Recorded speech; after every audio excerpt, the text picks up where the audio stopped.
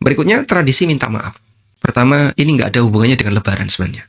Sehingga jika tidak ada salah, maka pada asalnya tidak perlu minta maaf. Kadang ada sebagian orang yang justru disalahkan gara-gara tidak minta maaf. Padahal andaikan tidak ada kegiatan ini, tidak ada pemahaman ini, mungkin bagi dia nggak minta maaf nggak apa-apa. Oh, memang kita nggak ada masalah. Cuman seharusnya Idul Fitri dia minta maaf. Kenapa dia nggak minta maaf? Akhirnya kayak gitu.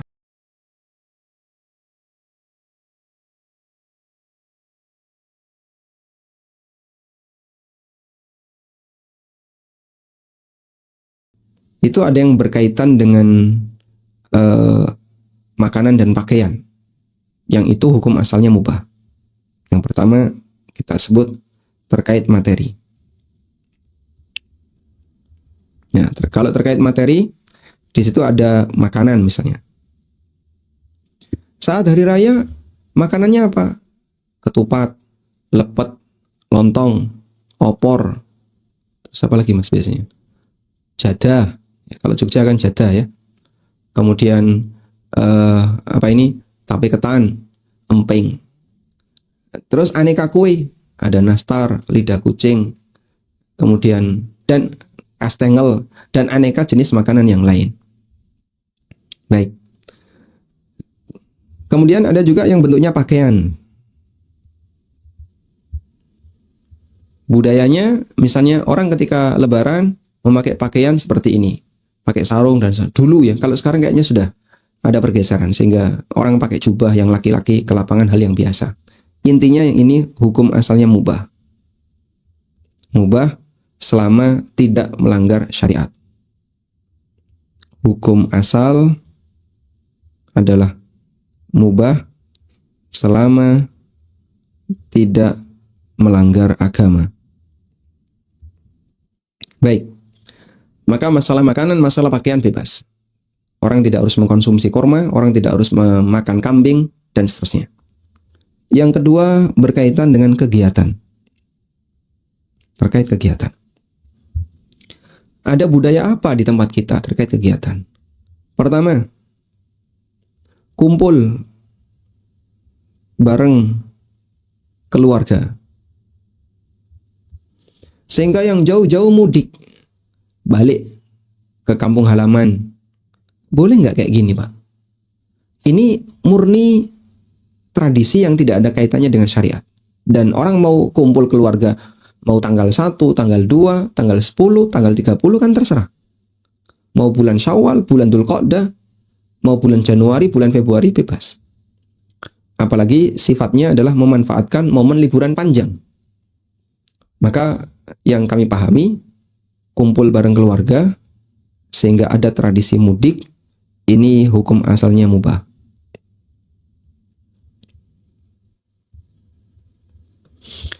Karena yang kita ketahui bahwasanya latar belakangnya bukan ideologi. Nggak ada istilah misalnya, orang tidak mudik maka berdosa, itu nggak ada. Kecuali kalau misalnya mengecewakan orang tua, atau misalnya menyebabkan keretakan hubungan antara anak dan orang tua. Nah itu kaitannya dengan ihsan kepada orang tua. Tapi secara prinsip mudik itu sendiri sifatnya adalah hukum asalnya mubah. Karena itu kalau misalnya ada orang yang sudah tidak punya orang tua, di kampung sudah nggak ada siapa-siapa, di sana tinggal sepupu jauh, atau masih ada siapa tapi bukan kerabat yang dekat, sepupu masih ada. Dan dia kalau nggak mudik gimana? Ya sah-sah saja. Karena mudik dalam hal ini tidak dilandasi oleh ideologi. Yang ada adalah bahwasanya mudik dilandasi oleh semangat untuk birrul walidain. Sehingga anak yang nggak mudik kadang minta maaf kepada orang tuanya, mohon maaf nggak bisa mudik karena harus seperti ini, dan seterusnya. Baik. Sehingga saya kira mudik tidak ada kaitannya dengan ideologi. Maka kita tidak sebut mudik ini nambah-nambahi aturan agama, atau disebut sebagai aktivitas yang sifatnya yang sifatnya bid'ah atau turunannya, karena tidak ada kaitannya dengan ideologi. Yang kedua adalah salaman saat ketemu. Salaman saat ketemu hal yang sesuai sunnah. Ini sunnah. Kita dianjurkan ketika ketemu untuk salaman. Baik ketika Idul Fitri, Idul Adha maupun kesempatan yang lain. Sunnah dalam setiap kesempatan.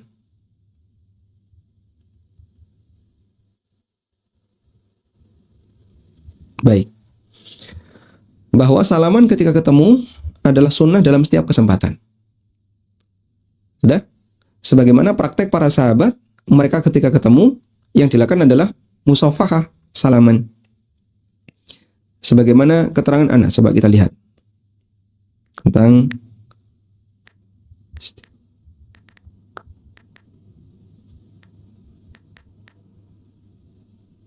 masalah al-musafahah. Di sini ada keterangan dari Anas bin Malik radhiyallahu anhu yang diriwayatkan oleh At-Tirmidzi dengan status hadis hasan.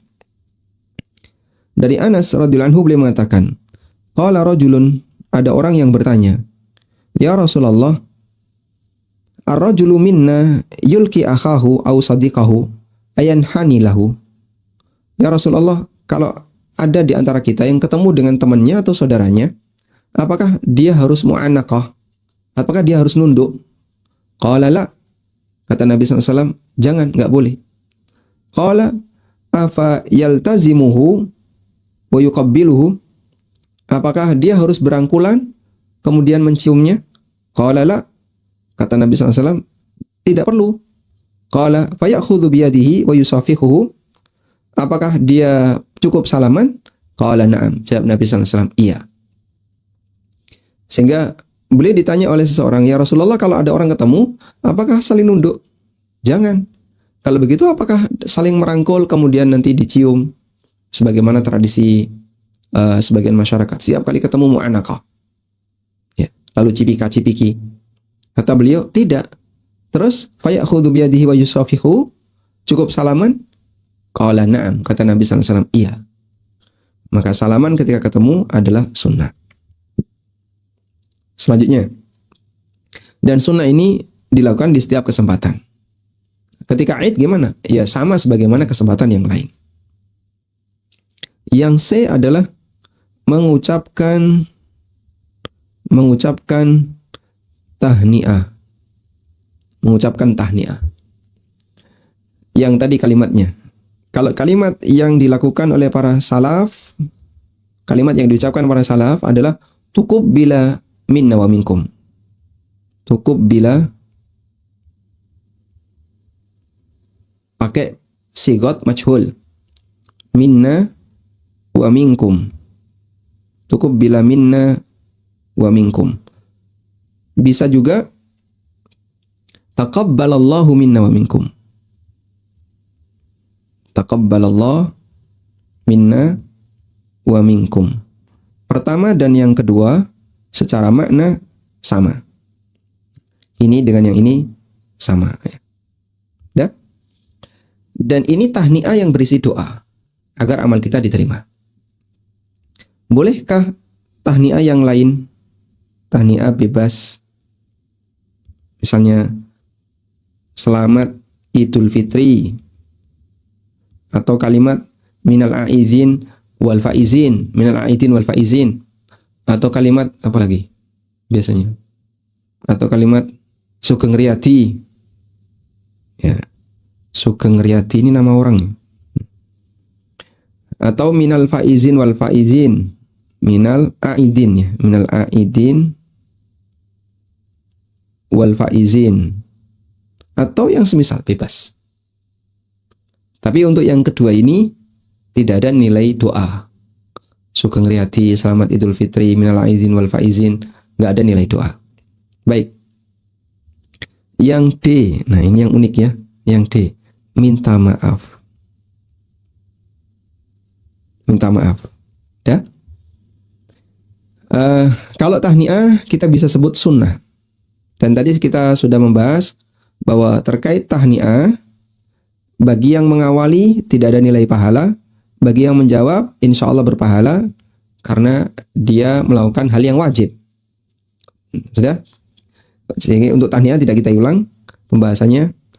Namun kalau mau berisi doa, ucapkan taqabbalallahu minna wa minkum. Berikutnya tradisi minta maaf. Ini barangkali berbeda dengan tahniah. Karena minta maaf itu ada teks khusus. Sehingga dia menyampaikan sugeng riyadi menawi wonten lepatipun nyuwun pangapunten dan seterusnya, atau kalimat yang semisal selamat hari raya, saya mohon maaf. Yang paling ringkas sepurani ya. Yang paling ringkas ya, sepurani dan semisal. Pertama, ini nggak ada hubungannya dengan lebaran sebenarnya. Untuk minta maaf, satu. Minta maaf dalam Islam itu dikaitkan dengan kesalahan. Dalam Islam, minta maaf itu dikaitkan dengan adanya kesalahan. Sebagaimana sabda Nabi SAW, "Man kanat li akhihi madlamatun." Ada sebuah hadis. Ya, kita coba baca hadisnya.